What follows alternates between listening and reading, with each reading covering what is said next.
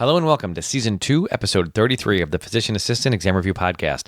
This week, we're going to be covering Cushing's disease, syndrome. Which one is it?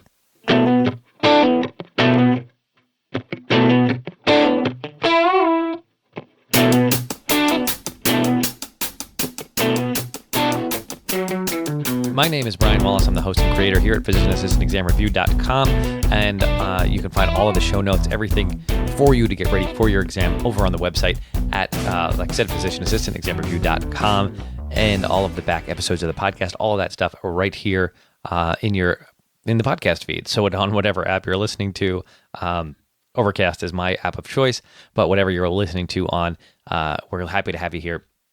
And welcome aboard. So again, this is Season 2, Episode 33. We're going to be working through the endocrine system. We're going to be moving today into the hypothalamic pituitary adrenal axis, which is a little complicated, not too big of a deal. And we're going to be covering Cushing's disease. Now, a couple of things. One is people get a little bit stymied in this area. They mix up Cushing's and Addison's, and there's the whole negative feedback loops and things always get to people a little bit.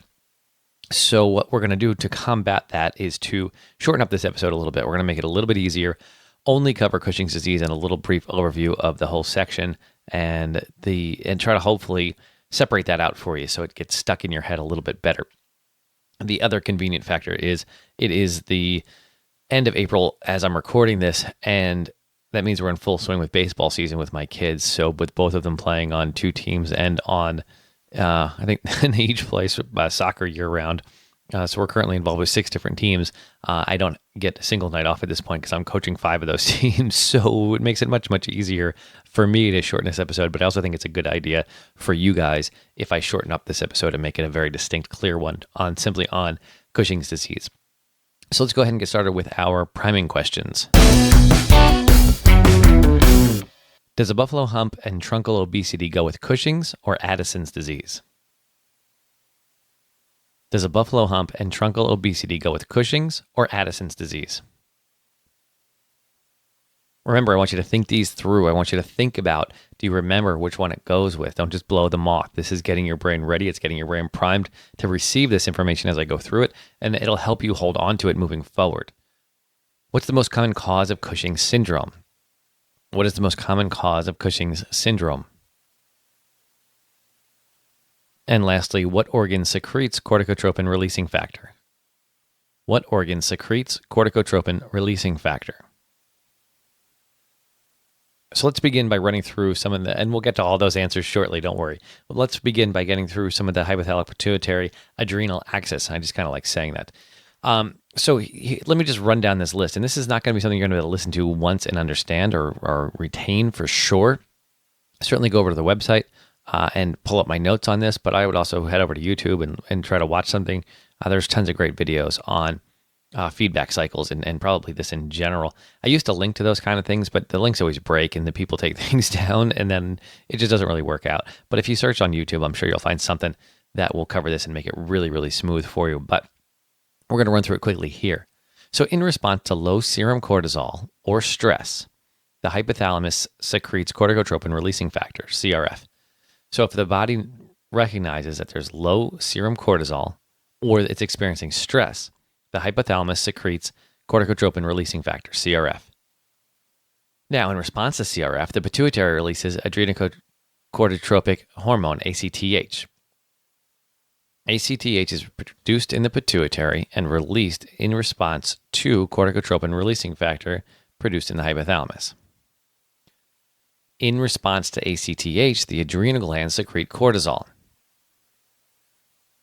So that's what we're talking about in today's section, and the next session also, we're going to be talking about cortisol levels. That's really what Cushing's and Addison's have to do with. And we'll get to that in just a second. But cortisol goes up and is produced in the adrenal glands and goes up when ACTH is elevated. And then in response to elevated cortisol, the hypothalamus decreases production of corticotropin-releasing factor. Makes sense? So if cortisol is low, the hypothalamus creates corticotropin-releasing factor, which creates ACTH, which acts on the adrenal glands to create cortisol.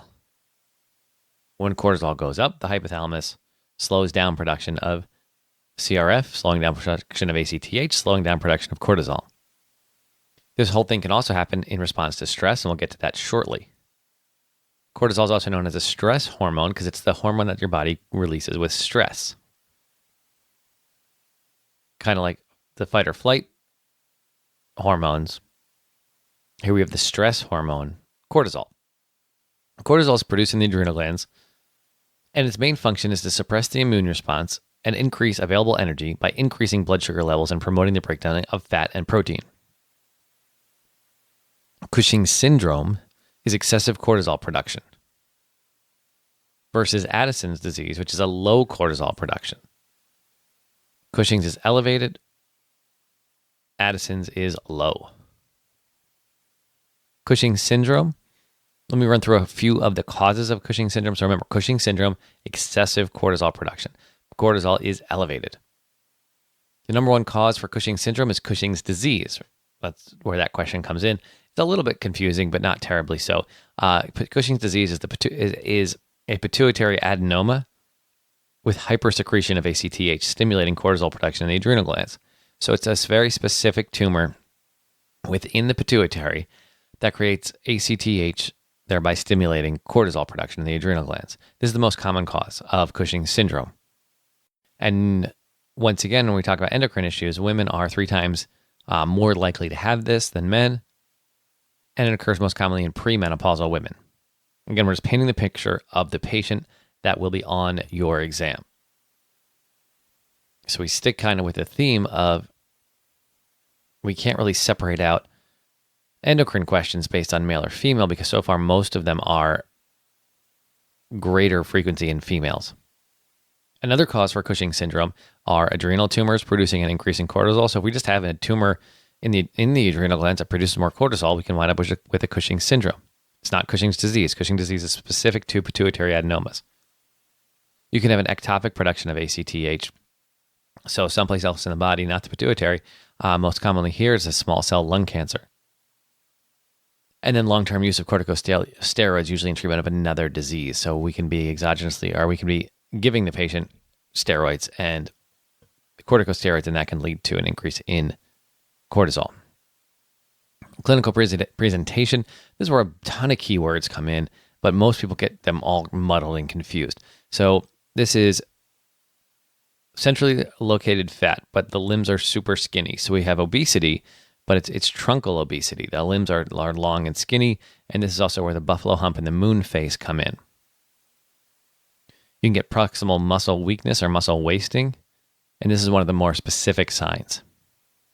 Pigmented striae, this is a very specific sign for Cushing syndrome, found on the thigh, the breast, and the abdomen.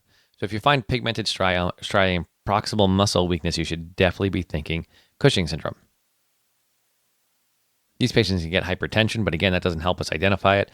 They can have sexual issues like hirsutism, oligomenorrhea or amenorrhea, erectile dysfunction.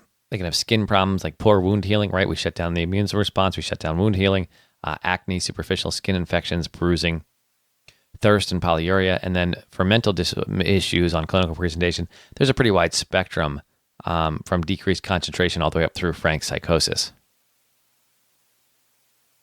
For labs and studies, you're going to start with some blood work. These patients should have an elevated glucose. Remember, we talked earlier that one of the jobs of cortisol is to elevate blood sugar to make energy readily available. These patients will be hypokalemic. Cortisol will be elevated, right? I mean, that makes sense. For Addison's, it'll be decreased, but for Cushing's, it'll be elevated. That's sort of by definition. ACTH is going to be a little bit different, right? Because ACTH may be high, normal, or low. That's not really going to be an indicator of Cushing syndrome. That's just going to be the cortisol level. It is going to tell us a little bit about where the problem lies, though, right? Remember, we said some causes of Cushing syndrome included pituitary adenomas, adrenal tumors, and ectopic production of ACTH. So you may have an elevated ACTH, which would be if the pituitary, Cushing's disease, if the pituitary has a tumor that's producing ACTH, then you get an elevated ACTH and an elevated cortisol, right? Or if you have an ectopic site like a small cell lung cancer producing ACTH, and you have an elevated ACTH and an elevated cortisol. But if you have an adrenal tumor, your ACTH is going to be low, right? Because if that adrenal tumor is producing more cortisol, the cortisol will shut down the hypothalamus and prevent the creation of CRF and ACTH. But that's not going to slow down the production of cortisol, right? The body's going to try and slow down the production of cortisol by dropping the level of ACTH. But it's not going to matter because that adrenal tumor is just going to keep pumping out cortisol. So you can see ACTH may be high, maybe normal, maybe low. That doesn't matter for the diagnosis of Cushing's disease for Cushing's syndrome, but it does tell us what kind of tumor we may be looking at, where the source of this problem is. So for diagnosis, you can do an overnight dexamethasone suppression test. The patient gets 1 milligram of dexamethasone around midnight, and at 8 a.m., plasma cortisol should be lower than 5. A positive test is greater than 10. A good way to make a diagnosis is going to be with a 24-hour urine collection. The free cortisol will be greater than 125. That's going to be diagnostic. If the free cortisol in the urine after a 24-hour collection is greater than 125, that's diagnostic. So treatment is going to be removal of the tumors causing the problem, sort of site-specific, obviously. Otherwise, chemotherapy or radiation to try and get rid of that tumor that's secreting these extra hormones that we do that are causing the problem. Medical management, if tumor can't be destroyed or removed, there are a couple of things that will negatively affect production of cortisol: metyrapone, ketoconazole, and hypercortisolism. You check the website for the correct spellings. You should be able to find them over there. But there are 3 different medications that will help with suppress the adrenal glands from producing cortisol. Octreotide may also suppress ACTH production. One thing to watch out for when we are treating Cushing syndrome is you don't want to push them into cortisol withdrawal. You don't want to push them into like an Addison state, so in which they may require hydrocortisone or prednisone to get them back up. And we'll go into that next time when we talk about Addison's disease. That'll wrap up Cushing syndrome for today. That's really all I wanted to get to. I want to get to that one thing because I know that we tend to mix these together in our heads and have trouble separating out, at least I always did, Cushing's and Addison's disease and why they were different and the differences between them. So next time we'll cover Addison's. Maybe we'll take a little bit further. We'll see how we're doing. But for now, I just want you to hold on to that buffalo hump, the moon phase, truncal obesity. All of that goes with Cushing syndrome, and then really understanding where the elevated ACTH comes into play or the low ACTH. And even if you don't get that test question, which I don't think that you will, understanding how negative feedback loops work, I think, is important. And this is an excellent one to be able to show that to you. So before we go ahead and answer our questions, let's talk about our study tip for this week. And I talked about this one earlier in the email list a couple of days ago, in fact, and it's one that I've come across that I've started to try to focus on, especially during the months of April and May when things are completely insane around here. Like I said at the beginning, we don't have a single night off from being on the baseball field. Yesterday, I was there, yesterday being Sunday. I'm recording this on Monday. Yesterday, I was there at 7 a.m, shoveling mud and rain puddles off the field and then trying to get it ready for a 10:30 practice before our 11:30 game. And then we headed out to my other son's game after that. It was a 3 o'clock game. Got back, celebrated his birthday, so happy birthday to him, which was great. And but it's just really busy, and there's 10 million things to do, and you're never going to have enough time to get them all done. And I remember being in PA school thinking that there are 10 million things to do, and you're never going to get them all done, and how do you get through all this? And I just wanted to point out that it doesn't go away. It doesn't get better. I mean, it could. There are things you can do to make it better, but I talk to my son about this all the time. He comes home, and he gets off the bus, and he's mad he doesn't have time to play on the Xbox, doesn't have time to play. And we discuss it. We say, look, we have all these great options, all these wonderful things we can be doing. But we can't do them all. We have to choose, and it's okay. Even if we want to quit baseball, if we want to quit playing soccer, but we have to make these decisions. We have to make these choices. We can't just be mad about it and run from thing to thing and be upset about it. So my point is, especially during April and May, we're just crazy busy around here, but it's all good things. It's nothing I want to cut out. So how do you get to everything? How do you achieve everything you want to achieve and not lose it during that really, really busy time? And in PA school, things go up and down. Some semesters are completely insane and some are not too bad. Or if you're getting ready for your PAN-RE, now you go from having one kid to having two kids and trying to figure out how you're going to study and get all this done. I was reading a book called Extreme Ownership. It's written by two Navy SEALs, and they go through some of their experiences.